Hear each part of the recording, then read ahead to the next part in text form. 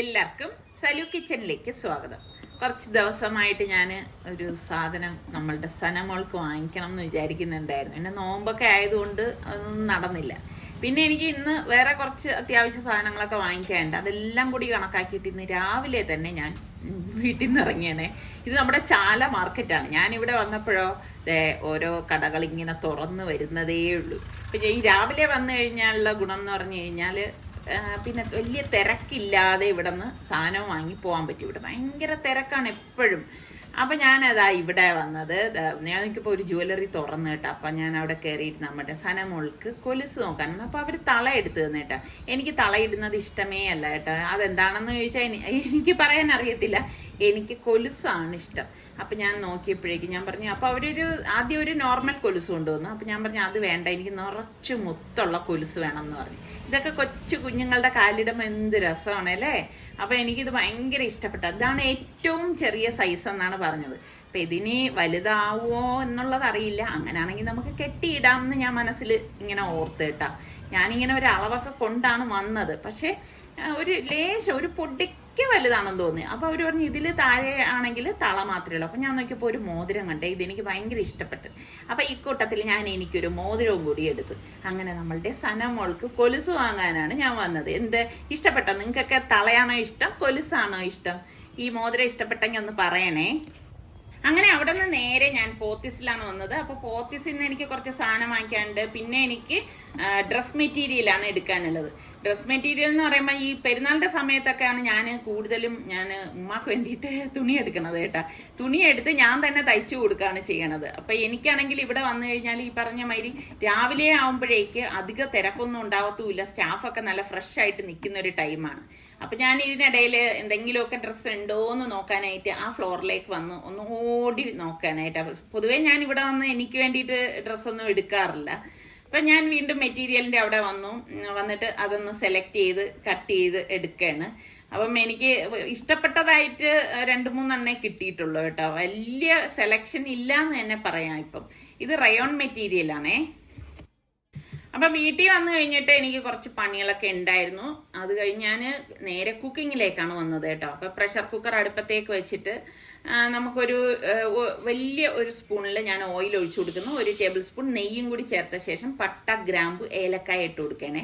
പിന്നെ 3 ക്യാരറ്റും നമ്മളുടെ സവാളയും കൂടി ചെറുതായിട്ട് അരിഞ്ഞതും കൂടി ഇതിലേക്ക് ഇട്ടിട്ട് നമുക്കൊന്ന് വഴറ്റി കൊടുക്കാം. അപ്പം ഇതൊന്ന് വഴറ്റി കൊടുക്കണം. കരിഞ്ഞു പോകാതിരിക്കാൻ പ്രത്യേകം ശ്രദ്ധിച്ചേക്കണം കേട്ടോ. ഞാൻ എപ്പോഴും പറയും, നമ്മൾ കുക്ക് ചെയ്യുമ്പോൾ ഒന്നും കരിഞ്ഞു വരുതെങ്കിൽ അതിന്റെ ടേസ്റ്റ് ഒക്കെ മാറിപ്പോകുന്നു. പിന്നെ വേണ്ടത് നമുക്ക് ഇഞ്ചി വെളുത്തുള്ളി പേസ്റ്റ് 2 ടീസ്പൂൺ, 1 പച്ചമുളക്, കുറച്ച് പുതിനയിലയും മല്ലിയിലയും വേണം കേട്ടോ. പുതിനയിലയുടെ അളവൊന്നും കൂടണ്ട, എല്ലാം ഒരു കൈപ്പിടി മതിയാകും. ഇതും കൂടി ഇതിലേക്ക് ഇട്ടിട്ട് നമുക്ക് ഇതൊന്ന് വഴറ്റി കൊടുക്കാം. ഇതുപോലെ ഒന്ന് വഴണ്ടി വരണം. അപ്പൊ നമുക്ക് ആ ക്യാരറ്റൊക്കെ ഒന്ന് കുക്കാവുന്ന അറിയാലോ. അതിനുശേഷം നമുക്കിതിലേക്ക് 1 തക്കാളിയാണ് ഞാൻ ചേർത്ത് കൊടുക്കുന്നത്. തക്കാളിയും ചേർത്ത് നല്ലതുപോലെ ഒന്ന് ഇളക്കി കൊടുക്കാം. അപ്പം മീഡിയം ഫ്ലെയിമിലാണ് ഇപ്പം ഞാൻ വെച്ചു കൊടുക്കുന്നത്. മീഡിയം ഫ്ലെയിമിൽ വെച്ച് ഇതുപോലെ ഇളക്കി കൊടുത്ത ശേഷം ഞാൻ ഇവിടെ ചിക്കൻ, ഇതിപ്പോൾ 1/2 കിലോ ചിക്കൻ വളരെ കുഞ്ഞായിട്ട് കട്ട് ചെയ്തതാണ് കേട്ടോ. നമ്മൾ ഈ ചില്ലി ചിക്കനൊക്കെ വേണ്ടിയിട്ട് കട്ട് ചെയ്യത്തില്ലേ, ആ ഒരു രീതിക്ക്. എന്നിട്ട് നമുക്ക് ഇതിലേക്ക് ഇട്ടിട്ട് നമുക്കൊന്ന് വഴറ്റി കൊടുക്കാം. അപ്പം എല്ലോട് കൂടിയിട്ടുള്ള ചിക്കനാണ്. പൊതുവേ ഇതുണ്ടാക്കുമ്പോൾ എല്ലാവരും മട്ടനാണ് ഉപയോഗിക്കുന്നത്. എൻ്റെ കയ്യിൽ മട്ടൺ ഇല്ലാത്തതുകൊണ്ട് ഞാൻ ചിക്കൻ എടുത്തതാണ്. പിന്നെ നമുക്കിതിലേക്ക് 1 ടേബിൾ സ്പൂൺ മുളക് പൊടി, 1 ടീസ്പൂൺ വീതം ചെറിയ ജീരകത്തിന്റെ പൊടിയും, കുരുമുളക് പൊടി, മല്ലിപ്പൊടി, ഗരം മസാലപ്പൊടി, മഞ്ഞൾപ്പൊടി, ഇത്രയും കൂടി നമുക്കിതിലേക്ക് ഇട്ട് കൊടുക്കണം. ഇട്ട് കൊടുത്ത ശേഷം നമുക്ക് ഇതുപോലെ ഒന്ന് ഇളക്കി കൊടുക്കണം. പൊടികൾ കരിഞ്ഞു പോരുത്. അത് ഞാൻ വീണ്ടും വീണ്ടും എടുത്ത് പറയണേ കേട്ടോ. എന്നിട്ട് നമുക്ക് ഇതുപോലെ ഒന്ന് ഇളക്കി യോജിപ്പിച്ച ശേഷം ഒരു 2 മിനിറ്റ് ഒന്ന് വെയിറ്റ് ചെയ്യണം. അതിന് ശേഷം വീണ്ടും നമുക്ക് ഇതൊന്ന് ഇളക്കി കൊടുക്കാം. ആ മസാലയൊക്കെ ചിക്കനിൽ പിടിക്കാനാണ് അങ്ങനെ ചെയ്യണത്. ഇപ്പൊ ഞാൻ ഇവിടെ 1.5 കപ്പ് നമ്മളുടെ കഞ്ഞി വെക്കുന്ന അരി ഉണ്ടല്ലോ, പൊടിയരിയാണ് എടുത്തിരിക്കുന്നത്. അപ്പൊ അത് കഴുകിയെടുത്തത് നമുക്ക് ഇതിലേക്ക് ഇട്ട് കൊടുക്കാം. അപ്പൊ ഇതൊക്കെ നിങ്ങളുടെ ആവശ്യത്തിനനുസരിച്ച് എടുത്താൽ മതി കേട്ടോ. ഇതിലൊന്നും അങ്ങനെ പ്രത്യേകിച്ചൊരു കണക്കൊന്നുമില്ല. എന്നിട്ട് ഞാൻ എല്ലാം ചേർത്തിട്ട് ഇതുപോലെ ഒന്ന് ഇളക്കി യോജിപ്പിച്ചു കൊടുക്കുകയാണ്. ഇനി നമുക്ക് ഇതിലേക്ക് വേണ്ടത് നല്ല വെട്ടി തിളയ്ക്കുന്ന വെള്ളമാണേ. പച്ചവെള്ളം ചേർത്ത് കൊടുക്കുകയേ ചെയ്യരുത്. അപ്പൊ ആവശ്യത്തിനുള്ള വെള്ളം നമുക്ക് ഇതിലേക്ക് ഒഴിച്ചു കൊടുക്കാം. ഒഴിച്ചു കൊടുത്ത് ഇതുപോലെ ഒന്ന് ഇളക്കി കൊടുക്കണം. അപ്പൊ ഇതുപോലെ ഒന്ന് ഇളക്കി കൊടുക്കണം. നല്ലതുപോലെ ഒന്ന് ഇളക്കി യോജിപ്പിച്ച ശേഷം ഇനിയിപ്പോൾ നമുക്ക് പ്രഷർ കുക്കർ മൂടി വെയിറ്റ് ഇട്ടിട്ട് ഇതൊന്ന് വേവിച്ചെടുക്കണം. ഞാനാണെങ്കിൽ ഒരു 6-7 വിസിൽ വരെ ഇതൊന്ന് വേവിച്ചെടുക്കും കേട്ടോ. പിന്നെ നമ്മൾ ഒരു 7 വിസിലൊക്കെ വരെ കേട്ട് കഴിയുമ്പോഴേക്ക് ഓഫ് ചെയ്ത് സ്റ്റീമൊക്കെ പോയ ശേഷം മാത്രമേ ഇത് കുക്കർ ഓപ്പൺ ചെയ്യത്തുള്ളൂ. ഇത്ര അധികം വേവിച്ചെടുക്കാനുള്ള കാര്യം എന്ന് പറഞ്ഞു കഴിഞ്ഞാൽ ഇത് ഇറച്ചിക്കഞ്ഞി ആയതുകൊണ്ടാണ് കേട്ടോ. അപ്പൊ ദാ ഞാൻ സ്റ്റീമൊക്കെ പോയ ശേഷം തുറന്നപ്പോഴേക്ക് നമ്മളുടെ ഇതാ കണ്ട കഞ്ഞി കറക്റ്റ് പരുവം. പക്ഷെ ഇതിലിനി വെള്ളം ചേരാനുണ്ട് കണ്ടോ. നമ്മൾ കുക്കറിലായതുകൊണ്ടാണ് വെള്ളമെല്ലാം വറ്റിയതാ ഈ ഒരു പരുവത്തിൽ ഇരിക്കുന്ന ഒരു ഹലീം പരുവ. അപ്പം നമ്മൾ നല്ല തിളയ്ക്കുന്ന വെള്ളം ഇതിലേക്ക് ഒഴിച്ചിട്ട് ഒന്ന് ലൂസാക്കി കൊടുത്താൽ മതി. നമുക്ക് എത്രയാണോ കഞ്ഞിയുടെ ആ ഒരു പരുവം നിങ്ങൾക്ക് അറിയാലോ, അത് നമ്മൾ പറഞ്ഞു തരേണ്ട ആവശ്യമില്ലല്ലോ. അപ്പം അതിൻ്റെ പാകത്തിന് വെള്ളം ഒഴിച്ച് ഇതുപോലെ ഒന്ന് ഇളക്കിയെടുക്കുമ്പോൾ നമ്മളുടെ അടിപൊളി ഇറച്ചിക്കഞ്ഞി റെഡിയാണ്. നിങ്ങൾക്ക് എത്ര പേർക്ക് ഇറച്ചിക്കഞ്ഞി ഇഷ്ടമുള്ളവരുണ്ട്? ഇതാകുമ്പോൾ പിന്നെ വേറെ കറി വേണ്ട, ഒന്നും വേണ്ട, നല്ല ഹെൽത്തിയാണ് കേട്ടോ ഈ ഒരു കഞ്ഞി. അപ്പൊ ഇതൊന്ന് അടച്ച് നമുക്ക് മാറ്റി വെക്കാം. അടുത്ത് ഞാനൊരു കാസ്റ്റ് അയൺ പാൻ അടുപ്പത്തേക്ക് വെച്ചിട്ടുണ്ട്. ഇതിലേക്ക് ഞാൻ 1 ടേബിൾ സ്പൂണോളം ബട്ടർ ഇട്ട് കൊടുക്കുകയാണ്. ബട്ടർ ഒന്ന് മെൽറ്റായി വരുമ്പോഴേക്ക് നമുക്കിതിലേക്ക് ഞാനിവിടെ വലിയ ഒരു ബൾബ് വെളുത്തുള്ളി അല്ലി ഒന്ന് ചെറുതായിട്ട് അരിഞ്ഞതാണ് കേട്ടോ, അത് ഇതിലേക്ക് ഇട്ട് കൊടുക്കാം. ഇട്ട് കൊടുത്ത ശേഷം ഇതൊന്ന് വഴറ്റി കൊടുക്കണം. അപ്പോൾ ഫ്ലെയിം കുറച്ച് വെച്ചിട്ട് വേണം നമ്മളിത് വഴറ്റിയെടുക്കാനുള്ള. പ്രത്യേകിച്ച് ഞാനിപ്പോൾ എടുത്തിരിക്കുന്ന കാസ്റ്റ് അയൺ ആയതുകൊണ്ട് തന്നെ പെട്ടെന്ന് അത് കുക്കാവും കേട്ടോ. അപ്പോൾ ഇതുപോലെ വഴറ്റിയ ശേഷം ഞാനിവിടെ ഒരു ക്യാബേജും 3 ക്യാരറ്റും 1 ക്യാപ്സിക്കം അത്യാവശ്യം വലിപ്പമുള്ളതാണ് കേട്ടോ, എല്ലാം ഒന്ന് സ്ലൈസ് ചെയ്തെടുത്തിട്ടുണ്ട്. അപ്പോൾ വളരെ കനം കുറച്ച് നീളത്തിൽ അരിഞ്ഞെടുത്തതാണ് കേട്ടോ. അപ്പോൾ ഇതും ഞാൻ പറയുന്നത് പോലെ പ്രത്യേകിച്ചൊരു അളവൊന്നുമില്ല. നിങ്ങൾക്ക് എത്രയാണോ വേണ്ടത് അതിനനുസരിച്ച് ഇതിൻ്റെയൊക്കെ അളവിൽ മാറ്റങ്ങൾ വരുത്താം കേട്ടോ. അപ്പം ഞാനിവിടെ ക്യാരറ്റും ക്യാബേജും കൂടി ഒന്നിച്ച് തന്നെയാണ് ഇടുന്നത്. ക്യാപ്സിക്കം നമ്മളിപ്പം ചേർത്ത് കൊടുക്കുന്നില്ല കേട്ടോ. എന്നിട്ട് നമുക്കിനി ഇതൊന്ന് വഴറ്റി കൊടുക്കണം. അപ്പോൾ എളുപ്പം ഉണ്ടാക്കിയെടുക്കാൻ പറ്റുന്ന ഐറ്റമാണ്. പ്രത്യേകിച്ച് നിങ്ങൾക്ക് അറിയാലോ, ക്യാരറ്റ് ക്യാബേജ് എന്നൊക്കെ പറഞ്ഞു കഴിഞ്ഞാൽ പെട്ടെന്ന് കുക്കാവുന്ന വെജിറ്റബിളാണ്. അപ്പോൾ ഇത് അടിച്ചേർത്ത് നമുക്ക് ഇതൊന്ന് ഇളക്കി കൊടുക്കാം. അപ്പം ഞാനിവിടെ ഈ ഒരു കാസ്റ്റ് അയണിൻ്റെ വലിയ പാൻ എടുത്തതെന്ന് വെച്ചാൽ കുറച്ചധികം ക്വാണ്ടിറ്റി ഉള്ളത് കൊണ്ടാണ് കേട്ടോ. അപ്പം ഇതൊക്കെ നമ്മൾ നേരത്തെ ഇന്നിപ്പം എനിക്ക് കുറച്ച് വേറെ പണിയുള്ളത് കൊണ്ടാണ് നേരത്തെ ഞാനിത് തയ്യാറാക്കുന്നത്. എന്നിട്ട് ഇതിലേക്ക് നമുക്ക് പാകത്തിനുള്ള ഉപ്പും കൂടി ഇട്ട് കൊടുക്കണം. ഇട്ട് കൊടുത്ത ശേഷം ഇതുപോലെ ഒന്ന് വഴറ്റി കൊടുക്കാം. വഴറ്റി കൊടുത്തിട്ട് പെട്ടെന്നൊന്ന് കുക്കായി കിട്ടാൻ വേണ്ടിയിട്ട് ഞാനൊന്ന് മൂടി വെച്ച് കൊടുക്കുകയാണ്. ഒരു 2 മിനിറ്റിന് ശേഷം ഞാനിതായി അടപ്പൊന്ന് മാറ്റിയിട്ട് വീണ്ടും ഒന്ന് ഇളക്കി കൊടുക്കുകയാണ്. നല്ല കുക്കായി വരുന്നുണ്ട്. അപ്പം ഇതിലേക്ക് ഞാൻ 1 ടേബിൾ സ്പൂണോളം ചില്ലി ഫ്ലേക്സും പിന്നെ കുറച്ച് മിന്റ് ലീഫ് ഉണ്ടല്ലോ, ഇതിപ്പോൾ നമുക്ക് കടകളിലൊക്കെ വാങ്ങിക്കാൻ കിട്ടും കേട്ടോ. അതുപോലെ തന്നെ ഒറിഗാനോയും കുറച്ചെന്ന് പറയുമ്പോൾ രണ്ടും ഓരോ ടീസ്പൂൺ വീതമാണ് ഞാൻ ചേർത്ത് കൊടുക്കുന്നത്. പിന്നെ 1 ടീസ്പൂണ് ഗരം മസാല പൊടിയും കൂടി ചേർത്തിട്ടുണ്ട്. എല്ലാം കൂടി ചേർത്തിട്ട് നമുക്ക് ഇതുപോലെ ഒന്ന് വഴറ്റി കൊടുക്കാം. വഴറ്റി കൊടുത്ത ശേഷം ലാസ്റ്റാണ് നമ്മൾ ഇതിലേക്ക് ക്യാപ്സിക്കം ചേർത്ത് കൊടുക്കുന്നത് കേട്ടോ. ക്യാപ്സിക്കം ഈ ഒരു രീതിയിലും ചേർത്ത് കൊടുക്കാം, വേണമെങ്കിൽ നമുക്ക് വളരെ ചെറുതായിട്ട് അരിഞ്ഞിട്ട് വേണമെങ്കിലും ചേർത്ത് കൊടുക്കാം. പക്ഷെ ഇങ്ങനെ ചേർത്ത് കൊടുക്കുന്നതായിരിക്കും കുറച്ചുകൂടി നല്ലത് കേട്ടോ. അപ്പോൾ ഇതെല്ലാം കൂടി ചേർത്തിട്ട് നമുക്കൊന്ന് ഇളക്കി കൊടുക്കാം. ക്യാപ്സിക്കം ഒരുപാട് അങ്ങ് കുക്കായി വരേണ്ട ആവശ്യമില്ല കേട്ടോ. അതിൻ്റെ ആ ഒരു കരുകരുപ്പ് വേണം നമ്മൾ കഴിക്കാനായിട്ട്. പിന്നെ പിസ്സ പാസ്ത സോസ് ഉണ്ടല്ലോ, അത് ഞാൻ ഇതിലേക്ക് ഒരു 2 ടേബിൾ സ്പൂണോളം ചേർത്ത് കൊടുക്കുന്നുണ്ട്. ചേർത്ത് കൊടുത്ത ശേഷം എല്ലാം കൂട്ടിയിട്ട് നല്ലതുപോലെ ഒന്ന് യോജിപ്പിച്ചു കൊടുക്കാം. അപ്പം ഇതൊക്കെ ഇടുമ്പോഴാണ് ഇതിന് നല്ല ടേസ്റ്റ് ഉണ്ടാവണം കേട്ടോ. ഈ ഒരു ഫില്ലിങ്ങിന് നല്ല രുചി ഉണ്ടാവും. എന്നിട്ട് ഇതുപോലെ ഒന്ന് ഇളക്കി യോജിപ്പിച്ച ശേഷം ഞാൻ എന്താ വെച്ചാൽ ഇനിയിപ്പോൾ കുറച്ച് ഞാൻ ഇതിൽ നിന്ന് മാറ്റുവാണ് കേട്ടോ. കാരണം ഇനിയിപ്പോൾ ഞാൻ ഇതിലേക്ക് ചിക്കൻ ആഡ് ചെയ്യുന്നുണ്ട്. അതുകൊണ്ട് തന്നെ വെജായിട്ട് എടുക്കാൻ വേണ്ടിയിട്ടാണ് ഞാൻ ഇതിൽ നിന്ന് കുറച്ച് മാറ്റിയിട്ട് എടുക്കുന്നത്. കാരണം വെജിന് പ്രത്യേകം റോള് എനിക്ക് തയ്യാറാക്കണം. അപ്പം അത് ഞാൻ ഒന്ന് തണുക്കാനായിട്ട് ഒരു പ്ലേറ്റിലേക്ക് മാറ്റി വെക്കണം. അപ്പം ബാക്കി ഇരിക്കുന്നത് ഇത് കണ്ടോ, ഇതിലേക്ക് നമുക്ക് വേവിച്ച്, അതായത് ഉപ്പും കുരുമുളകും ഇട്ട് വേവിച്ച് ഒന്ന് ക്രഷ് ചെയ്തെടുത്ത ചിക്കനാണ് കേട്ടോ. അത് ഞാൻ ഇതിലേക്ക് ഇട്ട് കൊടുക്കുകയാണ്. ഇട്ട് കൊടുത്ത ശേഷം എല്ലാം കൂടി ചേർത്തിട്ട് നമുക്ക് നല്ലതുപോലെ ഒന്ന് ഇളക്കി കൊടുക്കാം. അപ്പോൾ ഞാൻ ഇങ്ങനെ 2 ആക്കിയിട്ട് ഉണ്ടാക്കുന്നത് എന്താണെന്ന് വെച്ചാൽ ഉമ്മ ചിക്കനൊന്നും കഴിക്കത്തില്ല. അപ്പം ഉമ്മക്ക് വേണ്ടിയിട്ടാണ് ആ വെജ് ഒന്ന് മാറ്റി വെച്ചത് കേട്ടോ. അപ്പോൾ ഇതുപോലെ ഒന്ന് ഇളക്കി കൊടുക്കണം. ഇളക്കി കൊടുത്തു കഴിഞ്ഞ ശേഷം ഇതൊന്ന് തണുക്കാൻ വേണ്ടിയിട്ട് ഞാനൊരു ട്രേയിലേക്ക് മാറ്റുവാണ്. കാരണം ഇത് കാസ്റ്റ് ചെയ്യേണ്ട പാൻ ആയതുകൊണ്ട് തന്നെ അതിൽ തന്നെ ഇരുന്ന് കഴിഞ്ഞാൽ പെട്ടെന്ന് ഇത് തണുക്കത്തില്ല. അപ്പോൾ ഇത് നല്ലോണം തണുത്ത ശേഷമേ നമ്മളിത് ഫില്ലിങ്ങിനായിട്ട് ഉപയോഗിക്കത്തുള്ളൂ കേട്ടോ. അപ്പം ഞാനിത് എല്ലാം ഇതുപോലെ വലിയ പരന്ന ട്രേ ആകുമ്പോൾ പെട്ടെന്ന് ഇത് തണുത്ത് കിട്ടും. അപ്പം ഇത് ഞാനൊന്ന് മാറ്റി വെക്കണേ. പിന്നെ എൻ്റെ കയ്യിൽ മട്ടൺ ഇരിപ്പില്ലായിരുന്നു. മട്ടൺ ഉണ്ടായിരുന്നെങ്കിൽ നമ്മൾ മട്ടൺ കഴിക്കും, പക്ഷെ എൻ്റെ കയ്യിൽ ഇല്ലാത്തത് കൊണ്ടാണ് ഞാൻ അത് വെജാക്കി മാറ്റിയത് കേട്ടോ. പിന്നെ നമുക്ക് വേണ്ടത് മൈദ മാവ് കുറച്ച് വെള്ളത്തിലൊന്ന് കലക്കിയത് വേണം. പിന്നെ നമ്മളുടെ മൊസറല്ലോ ചീസ് ഉണ്ടല്ലോ, അത് ഞാനിവിടെ ഗ്രേറ്റ് ചെയ്ത് കണ്ടെയ്നറിലാക്കി വെച്ചിട്ടുണ്ട്, അതും കൂടി എടുത്തിട്ടുണ്ട്. അപ്പം ഇനിയിപ്പം ഈ നമ്മളുടെ ഫില്ലിംഗ് ഒക്കെ ഒന്ന് തണുത്തിട്ടുണ്ട്. അപ്പം ഞാൻ ഇതാ നമ്മളുടെ സ്പ്രിംഗ് റോളിൻ്റെ ഷീറ്റാണ് എടുത്തിരിക്കുന്നത്. അപ്പോൾ ഞാനിത് കുക്ക് ചെയ്യാനായിട്ട് അടുക്കളയിലേക്ക് കയറിയപ്പോൾ തന്നെ ഇത് ഫ്രിഡ്ജിൽ നിന്ന് എടുത്ത് പുറത്തേക്ക് വെച്ചിട്ടുണ്ടായിരുന്നു കേട്ടോ. അപ്പം ആദ്യം ഞാൻ വെജ് ഒന്ന് റോൾ ചെയ്ത് എടുക്കുകയാണ് കേട്ടോ. അപ്പം നമ്മൾ ഇതുപോലെ ഫില്ലിംഗ് ഉണ്ടാക്കിയിട്ട് ഫ്രിഡ്ജിൽ വെക്കുകയാണെങ്കിൽ പെട്ടെന്ന് തന്നെ നമുക്ക് ഇതുപോലെ റെഡിയാക്കി എടുക്കാനൊക്കെ പറ്റും. അതുപോലെ എളുപ്പമല്ലേ ഇത് ഉണ്ടാക്കിയെടുക്കാനായിട്ട്. അപ്പം നിങ്ങൾക്കൊക്കെ ഇതുപോലത്തെ സ്പ്രിംഗ് റോളാണോ ഇഷ്ടം, അതേ കട്ട്ലറ്റ് ആണോ ഇഷ്ടം? അപ്പം ഈ ഒരു സംഭവം കൊണ്ട് തന്നെ നമുക്ക് വേണമെങ്കിൽ കട്ട്ലറ്റും തയ്യാറാക്കാം കേട്ടോ. അപ്പം എന്താ ഒരു റോള് ഞാനിവിടെ റെഡിയാക്കി എടുത്തു. അടുത്തത് ഞാൻ ക്രോസിന് ഫോൾഡ് ചെയ്തെടുക്കണം കേട്ടോ. നമ്മളുടെ ഇഷ്ടത്തിനനുസരിച്ച് ഇതൊക്കെ നമുക്ക് ചെയ്തെടുക്കാം, അല്ലാതെ ഇങ്ങനെ തന്നെ ഇങ്ങനെ ചേർക്കാവൂ എന്നൊന്നും യാതൊരു നിർബന്ധവും ഇല്ല കേട്ടോ. അപ്പം ഞാൻ ഇത് പെട്ടെന്ന് ഒന്ന് റോൾ ചെയ്ത് എടുക്കുകയാണ്.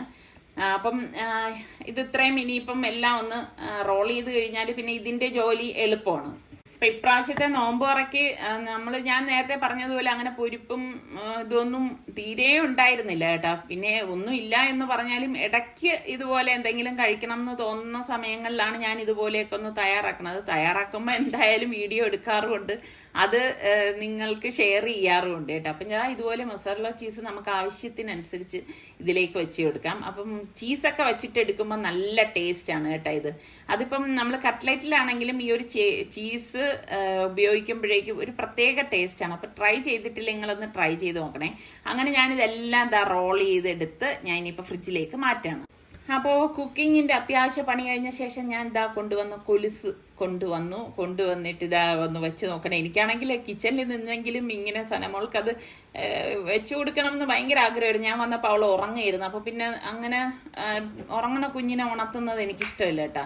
അത് കാരണം ഞാൻ വെയിറ്റ് ചെയ്ത് നിന്നു. അപ്പോൾ അവൾ ഉണർന്ന ശേഷം ഞാൻ കൊലുസ് ഇട്ട് കൊടുത്തു. അപ്പോൾ കറക്റ്റ് തന്നെയാണ് കേട്ടോ. എന്നാലും ചെറിയൊരു ലൂസ് ഉണ്ട്, അത് ഞാൻ നേരത്തെ പറഞ്ഞില്ലേ. അതിപ്പം ഞാനൊരു നൂലൊക്കെ കെട്ടിയിട്ട് സെറ്റപ്പാക്കി വെക്കും. അപ്പം നമുക്ക് പിള്ളേർക്കൊക്കെ ഇട്ട് കൊടുക്കുമ്പോൾ നല്ല കാല് നിറച്ചിട്ട് കൊടുക്കണം, അല്ലാതെ വാഴനാര് പോലെ ഉണ്ടാക്കി ഇട്ട് കൊടുക്കുകയല്ല വേണ്ടത്. എനിക്ക് അതിനോട് താല്പര്യവും ഇല്ല. പിള്ളേരൊക്കെ നല്ല എന്ത് രസമാണ് അല്ലേ ഇങ്ങനെ കിലുക്കി നടക്കുന്നത്. നിങ്ങൾക്കൊക്കെ എങ്ങനെയാണ്? എനിക്കെന്തോ കൊച്ചു പിള്ളേരുടെ കാര്യം വരുമ്പോൾ എനിക്ക് ഭയങ്കര ഒരു എന്ത് പറയാൻ, നല്ല നിറവ് വേണം. അതാണ് എൻ്റെ ഒരു ആറ്റിറ്റ്യൂഡ്. നിറച്ചു മുത്തുള്ള കൊലുസായതുകൊണ്ട് തന്നെ നല്ല സൗണ്ടാണ് കേട്ടോ. അപ്പൊ സനമോൾ ഇനി കാലിട്ടടിക്കുമ്പോഴൊക്കെ നമുക്ക് ഈ ഒരു ഒച്ച കേൾക്കാൻ പറ്റും. അതൊക്കെ ഒരു പ്രത്യേക സുഖം തന്നെയാണ് അല്ലേ. ശരിക്കും നമ്മള് നോക്കിക്കേ, ഞാൻ ഇട്ടപ്പോഴേക്കും അവള് അതിങ്ങനെ ആസ്വദിച്ച് കിടക്കുന്നുണ്ട്. അവളാണെങ്കിൽ ആ ഇട്ട ശേഷം കാലങ്ങോട്ട് അനക്കുന്നുമില്ല. ഞാൻ അനക്കുന്നത് വെയിറ്റ് ചെയ്ത് നിൽക്കായിരുന്നു കേട്ടാ. അവസാനം നിസാറിക്ക് പിടിച്ചൊക്കെ കുലിക്കേണ്ടി വരും. അങ്ങനെ അത് കഴിഞ്ഞുടൻ തന്നെ ഞാൻ നമ്മളുടെ ഡൈനിങ്ങിൽ ഞാൻ എല്ലായിടത്തും മാറ്റിയിട്ട് തുണി വെട്ടാനായിട്ട് വന്നേട്ടാ. മറ്റേ ഞാൻ താഴെ ഇരുന്നൊക്കെയാണ് വെട്ടണത്. ഇപ്പം എനിക്ക് പറഞ്ഞ ഒരു കൈയൊന്നും വയ്യാത്തത് കൊണ്ടും താഴെ ഇരുന്ന് മറ്റേ അഭ്യാസമൊന്നും കാണിക്കാൻ വയ്യാത്തത് കൊണ്ട് ഞാൻ ഡൈനിങ്ങിൽ നിന്നെല്ലാം മാറ്റി. അപ്പം നിസാർക്ക് എന്നെ വഴക്ക് പറയുന്നുണ്ടായിരുന്നു, ടേബിൾ പോറിപ്പോവും അപ്പടി ഇപ്പടി എന്നൊക്കെ. അപ്പം ഞാൻ പറഞ്ഞു ഇല്ല, ഒന്നും പറ്റാതെ ഞാൻ കട്ട് ചെയ്തെടുക്കാം എന്ന് പറഞ്ഞു. കാരണം ശരിയാണ്, സിസറിൻ്റെ ഇതൊക്കെ നമ്മൾ സൂക്ഷിച്ചും കണ്ടും ചെയ്തില്ലെങ്കിൽ ടേബിളിലൊക്കെ പോറൽ വീഴത്തില്ലേ. അപ്പം എനിക്കിങ്ങനെയാണ് കേട്ടോ, തുണി വാങ്ങിച്ചു കഴിഞ്ഞാൽ അപ്പം തന്നെ വെട്ടി തയ്ക്കണം, എന്നാലേ ഒരു സമാധാനമുള്ളൂ. ഞാൻ വലിയ തയ്യക്കാരിയൊന്നുമല്ല, ഞാൻ തയ്യൽ പഠിച്ചിട്ടുമില്ല. പക്ഷേ ഇതുപോലെയുള്ള അത്യാവശ്യം കാര്യങ്ങളൊക്കെ ചെയ്യാൻ എനിക്ക് ഭയങ്കര ഇഷ്ടമാണ്. ഇപ്പം എനിക്ക് തയ്ക്കാനൊക്കെ ഭയങ്കര ഇഷ്ടമാണെങ്കിലും പക്ഷേ എൻ്റെ കൈയുടെ ആ ഒരു വേദന കാരണം എന്തു പറയാൻ, എല്ലാം ചെയ്യാൻ താല്പര്യമുണ്ട്, പക്ഷെ ശരീരം അനുവദിക്കുന്നില്ല എന്ന് പറയത്തില്ലേ, അതാണ് ഇപ്പോഴുള്ള എൻ്റെ അവസ്ഥ. എന്നാലും ഈ വാങ്ങിയ തുണിയെല്ലാം ഞാൻ തയ്ക്കാമെന്ന് കരുതിയിട്ടെല്ലാം എടുത്ത് ഒരുമിച്ചിട്ടങ്ങ് വെട്ടേനെ കേട്ടോ. ഒരുമിച്ചെന്ന് പറയുമ്പം ഇതുപോലെ അങ്ങ് വെട്ടിയെടുത്ത് മാറ്റി വെച്ച് കഴിഞ്ഞാൽ പിന്നെ സൗകര്യം അനുസരിച്ച് തയ്ച്ചെടുക്കാമല്ലോ. എൻ്റെ മനസ്സിൽ ഇതെല്ലാം ഒരുമിച്ച് തയ്ക്കണം എന്നുള്ളതൊക്കെയാണ്. പിന്നെ ഇപ്പോഴുള്ള പ്രശ്നം എന്ന് പറഞ്ഞാൽ മോള് കരയുന്ന അനുസരിച്ച് തയ്ച്ചു തുടങ്ങുകയാണെങ്കിൽ പിന്നെ അതൊക്കെ നിർത്തിയിട്ടൊക്കെ വരും. എനിക്കിങ്ങനെ കുഞ്ഞുങ്ങൾ കരഞ്ഞുകൊണ്ടിരിക്കുമ്പോൾ എന്നാൽ നിങ്ങൾ പലരും ചോദിക്കും എന്താ ഫാബി ഇല്ലേ, മോളെടുക്കത്തില്ലേ എന്നൊക്കെ ചോദിക്കും. അതൊക്കെ എടുക്കും, എന്നാലും അങ്ങനെയല്ലല്ലോ. നമുക്ക് കുഞ്ഞുങ്ങളുടെ കരഞ്ഞുകൊണ്ടിരുന്ന് കഴിഞ്ഞാൽ അത് കണ്ടുകൊണ്ടിരിക്കാനുള്ള മനസ്സൊന്നും എനിക്കില്ല കേട്ടോ. അങ്ങനെ ഇപ്പം ഞാൻ അത് വന്നിട്ട് തയ്ക്കുകയാണ്. എനിക്ക് ഭയങ്കര മനസ്സിന് സന്തോഷം കിട്ടുന്ന കാര്യങ്ങളാണ് ഈ തുണി വെട്ടുക, തുണി തയ്ക്കുക. പിന്നെ എന്തെങ്കിലും ആർട്ട് വർക്ക്, ക്രാഫ്റ്റ് വർക്ക്. ഇപ്പം ഞാൻ അങ്ങനെയുള്ള വർക്കുകളൊന്നും ചെയ്യുന്നില്ല കേട്ടോ. അതൊക്കെ ചെയ്തിരുന്ന ഒരു കാലം എനിക്കുണ്ടായിരുന്നു. അപ്പം ഞാൻ പലപ്പോഴും ആലോചിക്കും, ഇപ്പം ഞാൻ എന്ത് ചെയ്യുന്നു എന്ന് ചോദിച്ചു കഴിഞ്ഞാൽ അങ്ങനെ ഒന്നും ചെയ്യുന്നില്ലല്ലോ. അതൊക്കെ എനിക്ക് ഭയങ്കര വിഷമമാണ് കേട്ടോ. കാരണം എപ്പോഴും ഞാനിങ്ങനെ ഭയങ്കര തിരക്ക് പിടിച്ച് എന്തെങ്കിലുമൊക്കെ ചെയ്തുകൊണ്ടിരുന്ന ഒരു സമയം എനിക്കുണ്ടായിരുന്നു. ഇപ്പം എനിക്ക് കൈ തീരെ വയ്യാത്തതാണ് പ്രശ്നം. അപ്പോൾ അത് പൂർത്തിയാക്കാൻ പറ്റാതെ നോമ്പ് തുറക്കാനുള്ള സമയമായി വരുന്നുണ്ട് കേട്ടോ. പിന്നെ ഞാൻ നേരെ കിച്ചണിലേക്ക് വന്നു. ഞാനിവിടെ ക്യാരറ്റ് എടുത്തിട്ടുണ്ട്. അപ്പോൾ ക്യാരറ്റ് എല്ലാം ഒന്ന് പീൽ ചെയ്തെടുത്തു. ഒരു 7 ക്യാരറ്റ് എടുത്തിട്ടുണ്ട്. അപ്പം വലിയ ക്യാരറ്റൊക്കെ ആണെങ്കിൽ ഇതുപോലെ ഒരു 5 ആയാലും മതിയാവും. എന്നിട്ട് പീൽ ചെയ്ത ശേഷം നന്നായിട്ടൊന്ന് കഴുകിയിട്ട് ഈ ഒരു സൈസിലാണ് ഞാൻ കട്ട് ചെയ്തെടുത്തിരിക്കുന്നത്. ഇത്രയും മതിയാവും കേട്ടോ. അപ്പം ക്യാരറ്റ് ഇനിയിപ്പോൾ പ്രഷർ കുക്കറിലേക്ക് ഇട്ടിട്ടാണ് നമ്മൾ വേവിച്ചെടുക്കുന്നത്. അപ്പോൾ പ്രഷർ കുക്കറിലാവുമ്പോൾ പെട്ടെന്ന് നമുക്ക് വെന്ത് കിട്ടും. അപ്പോൾ കുക്കറിലേക്ക് ഇട്ട ശേഷം നമുക്ക് 1 കപ്പ് വെള്ളം മാത്രം ഒഴിച്ചു കൊടുത്താൽ മതി. കൂടുതലൊന്നും ഒഴിച്ചു കൊടുക്കേണ്ട ആവശ്യമില്ല. ജസ്റ്റ് ഒന്ന് ക്യാരറ്റ് വേകാൻ പാകത്തിനുള്ള വെള്ളം മാത്രം മതി കേട്ടോ. എന്നിട്ട് പ്രഷർ കുക്കർ മൂടി വെയിറ്റ് ഇട്ടിട്ട് ഒരു 6-7 വിസിൽ വരെ ഒന്ന് വേവിച്ചെടുക്കാം. അത് കഴിഞ്ഞപ്പോഴേക്കും ഞാൻ നോക്കുന്നത് ഭയങ്കര മഴ കേട്ടോ.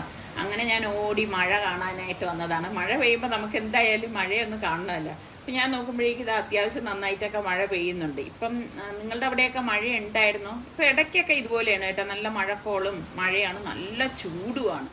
പിന്നെ ഇതാ പ്രഷർ കുക്കർ സ്റ്റീമൊക്കെ പോയ ശേഷം ഞാൻ കുക്കർ ഒന്ന് ഓപ്പൺ ചെയ്തെടുക്കുകയാണ്. കാരണം ഇനിയിപ്പം നേരമില്ല, അതാണ് കാര്യം. കണ്ട നമ്മളുടെ ക്യാരറ്റൊക്കെ പാകത്തിന് വെന്ത് വന്നിട്ടുണ്ട്. അതുകൊണ്ടാണ് ഞാൻ പറഞ്ഞൊരു 6-7 വിസിൽ വരെ ഇതൊന്ന് വേവിച്ചെടുക്കും എന്ന് പറഞ്ഞത്. പെട്ടെന്ന് ഈ പറഞ്ഞ മാതിരി നമുക്ക് റെഡിയാക്കി എടുക്കാൻ പറ്റും. അപ്പോൾ ഇത് ഒന്ന് തണുത്തേ ഉള്ളൂ, എന്നാലും ആവി വരുന്നുണ്ട്. അത് ഞാൻ മിക്സിയുടെ ജാറിലേക്ക് ഇട്ടിട്ട് കണ്ടൻസ്ഡ് മിൽക്ക് 1 ടിൻ ഒഴിച്ചിട്ടുണ്ട്. പിന്നെ ആവശ്യമുള്ള പാലും ഒഴിച്ച് ഇതൊന്ന് അടിച്ചെടുക്കാം. അപ്പം നിങ്ങൾ ഉപയോഗിക്കുമ്പോൾ ഇത് നല്ലതുപോലെ തണുത്തിട്ട് മിക്സിയിലിട്ട് അടിച്ചെടുത്താൽ മതി കേട്ടോ. അല്ലെങ്കിൽ നിങ്ങളുടെ മിക്സിയൊക്കെ കേടായി പോവേ.